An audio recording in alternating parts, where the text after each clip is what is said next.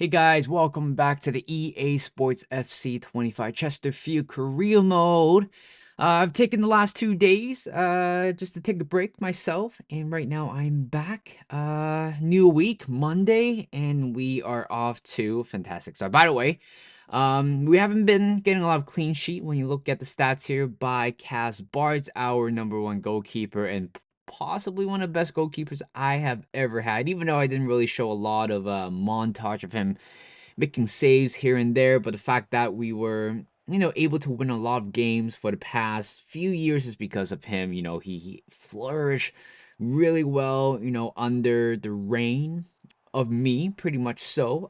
Came in as a young academy graduate, 61 rate, I believe so. 16-year-old, and right now I believe he's 21. 87 rated right now, one of the best goalkeepers around.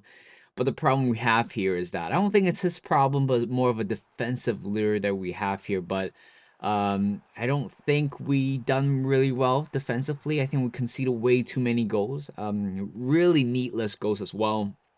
We only kept one clean sheet in the Premier League, and also two more clean sheets across other competitions. I believe the person, I think that is our backup goalkeeper, got one clean sheet from Luton Town early this year in the Carabao Cup, and also one clean sheet in the Europa League as well. So we now have three. So we got to increase that a little bit more to make sure that, kind of fix up, tidy up the numbers a little bit better. And right now for the first game here, we got West Ham. By the way, we got a lot of games to go in December, especially we have one big game, which is Atalanta. Right now, based on where we are in the Europa League, we're looking very likely to be qualified for the round of 16. Hopefully straight to the qualifying rounds. We don't need to play those, playoffs whatsoever. Not really my scene here. And in terms of the league, we got a lot of games to go. As you can see, we have about maybe 8 or 9 games in the league, and one in December, one in Europa League. And we kick things off with a win against West Ham. As I was talking about clean sheet, we actually got one, 5-0, a big score. Christian Beck again impressed once again, the Polish youngster whom I signed from the free agency market. I'm so glad I picked this guy up. Very handy as a player. 75, 76 rated, 21-year-old. Doesn't quite demand a lot of game time, which is great. Which means every time when I, just put him on the bench, he's gonna be happy about it, which is good. Right now, looking at the Youth Academy report, I think this could be the last batch before we send out another new patch to different countries, I believe so. Maybe I'm wrong, but I'm not 100% sure. And right now, for the second game, we've got Nottingham Forest away at whatever ground it's called. And 3 minutes in, here comes Samuel Martin down on the right, and here comes Tygo Land. What a great play he has been for us. Third year with us, I believe so. Signing us from a French club, if not a Dutch club, but he has been really, really good for us, scoring a lot of goals. This is the type of box-to-box midfielder playmaker that you want in your team, being able to defend and attack at the same time. Jonathan David equalizes before halftime to make it 1-1, 56 minutes in already. 11 minutes after halftime, here comes Diogo Silva to Sangare to Souza. And right now, we need a little bit more of a defensive readjustment at the back there. But once you give room for Jonathan David, whom I did sign in my Crystal Palace career mode earlier this year, have scored a brace for Nottingham Forest. And right now, here comes Jonathan David. If you give him a lot of space, he is quick enough, guys. I mean, I can't undermine this player, how good he is. I thought about signing him again, but usually I don't really sign a player, which I did use in the previous career mode, so that is not going to work out for us. So, and here is a Nottingham Forest again with the last minute. I mean, there's nothing else I could do. Jonathan David, 4 goals against us. It's more of a problem on our end. This defensive line has been horrible. I would say, yes, we got ourselves a clean sheet, but at times we're just lacking at the back there. Like, I really don't know what's the problem. Maybe the way how we play, maybe the tactical shift. I just feel like every time when we go back and defend, we're not really good at it. to be honest. And right now we got Atalanta. We really need a win here to kind of establish ourselves in around 16. But 41 minutes in, Austin Hayes has been really good for us. Is that Austin Hayes? I think that's Austin, right? That's his first name. Opened up the score after rebounded right back at him to make it 1-0. Here comes Hayes to Force. Toe poked in to the bottom right corner. And Force is playing a very key role for us this season, despite not getting a lot of game time because of the emergence of Williamson. But he is still a very good very good player. Me, I might be selling him, to be honest. If injuries, there's no injuries whatsoever.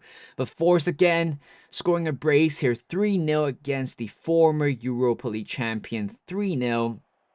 And that is pretty much it. And I think after this game, we got ourselves in a very good situation, good setup for what's coming next in the whatever you call it, to be honest. But here comes Leeds United. We had a very horrible record against them, I believe, losing both ties, both legs last year.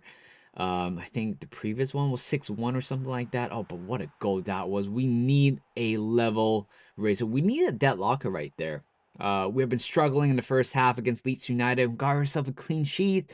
And it's that shot from Bergquist to with his weaker foot to the top left corner to make it 1-0, and that it's it for that game. We got Man City. It's going to be a tough game, not going to lie. We really do think ourselves as the favorite to possibly win the entire thing. And here comes Man City, 38 minutes in. Hingles Bayana to Erling Haaland. That's a great save by Bart. But again, rebound coming in. Great interception by Diego Leon, whom we signed earlier this year from, I think was from Leeds United maybe. Here comes Austin Hayes on the left. Look at him go. Sets it up to the middle to Force to Samuel Martin. I was aiming for Straparenko at that point, but it doesn't matter who scored as long as we put the goal, we put the ball at the back of the net. That's all that matters. 1-0. And right here, 70th minute.